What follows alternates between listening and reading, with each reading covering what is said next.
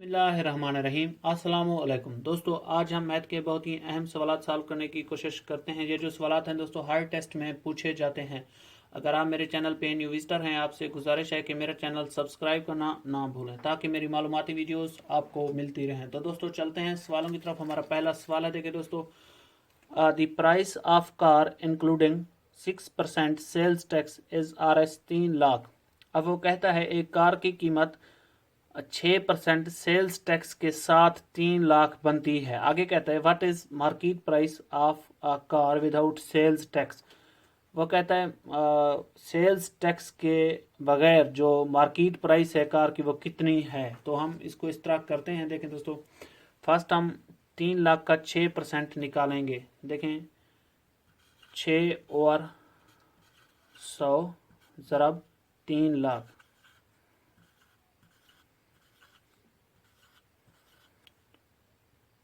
इन दो सिफर से ये दो सिफर आप कैंसिल कर दें। यहाँ बचा है 3000, यहाँ बचा है 6। अब 6 ज़रब 3000 करते हैं तो हमारा जो जवाब आता है दोस्तों वो है 18,000। अब देखें उसकी जो कीमत है 6%, 6% के साथ जो सेल्स टैक्स है 6% उसके साथ 3 लाख है। अब हम 6% उससे लेस कर लेंगे, यानी उससे हम माइनस करेंगे तो उस कार की ओरिजिनल प्राइस निकल आएगी सेल्स टैक्स के अलावा। अब देखें 3 लाख माइनस 18,000, तो ये हमारा जवाब आएगा 2,82,000।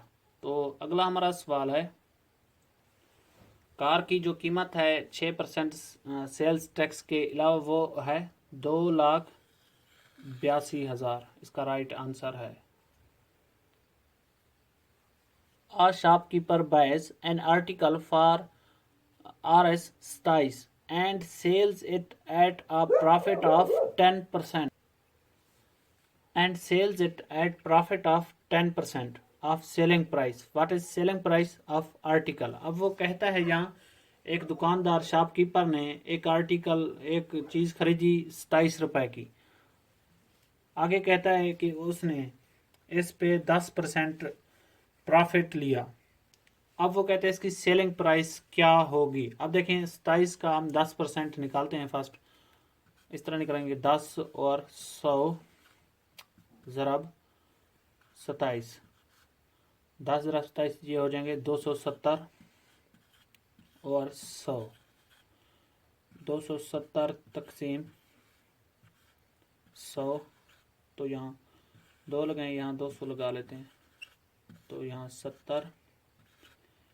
ये अब मज़ीद तकसीम नहीं होते तो यहाँ हम इशारे लगाएंगे और यहाँ एक और सिफर का इजाफा करेंगे, ये हो जाएंगे 700। यहाँ लगाएंगे 7 और यहाँ पे 700 आ जाएंगे, तो इससे कैंसिल हो जाएगा।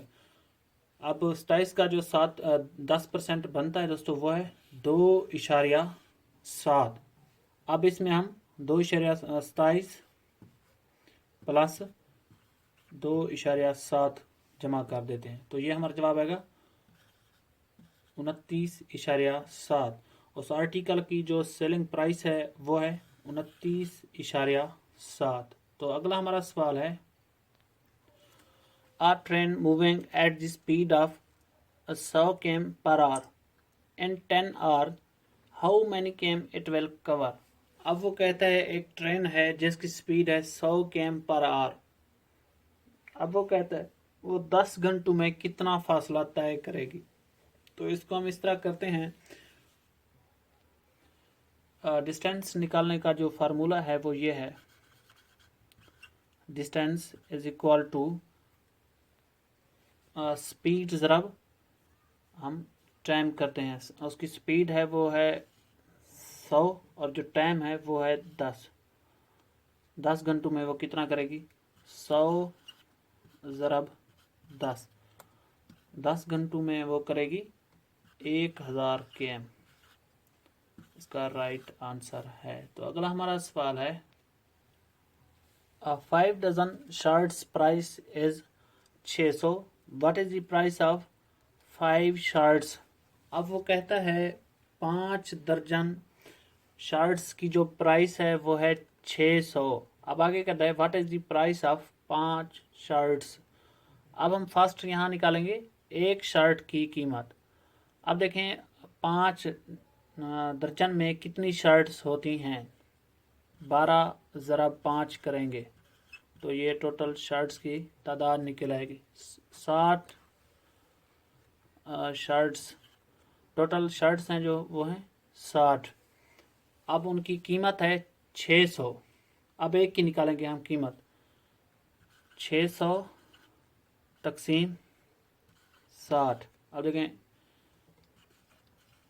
600 तकसीम 60 करते हैं तो ये हमारा जवाब आएगा एक, ये देखिए 60, ये इससे कैंसिल सिफर बचेगी, यहाँ हम सिफर लगा देते हैं 10। एक शर्ट की जो कीमत है दोस्तों वो है 10 रुपये। अब हमने निकालनी है 5 की, 10 ज़रा 5 करेंगे तो ये हमारा जवाब आएगा 50। 5 शर्ट्स की जो कीमत है दोस्तों वो है 50 रुपये। तो अगला हमारा सवाल है x plus Y is equal to 16, x minus Y is equal to 18, find the value of x and y। अब देखें हमने x और y की वैल्यू निकालनी है, उनकी कीमतें हमने निकालनी है। तो इसको इस तरह करेंगे x plus Y is equal to 16, ये हमारी पहली मुसावात है। x plus minus Y is equal to 18, ये हमारी दूसरी मसावात है। अब देखें हम इनको अगर जमा कर दें ये हो जाएंगे 2x, ये जमा का ये माइनस का तो ये इन कट जाएंगे, कैंसिल हो जाएंगे, इज इक्वल टू 18 प्लस 16, तो ये हमारा जवाब आता है 34। अब देखें 2x इज इक्वल टू 34। अब मसाबात को 2 पे हम तकसीम कर देते हैं, 2 इस 2 से ये 2 कैंसिल हो जाएगा, यहाँ बचेगा x इज इक्वल टू 34 तकसीम 2, तो ये हमारा जवाब आता है 17।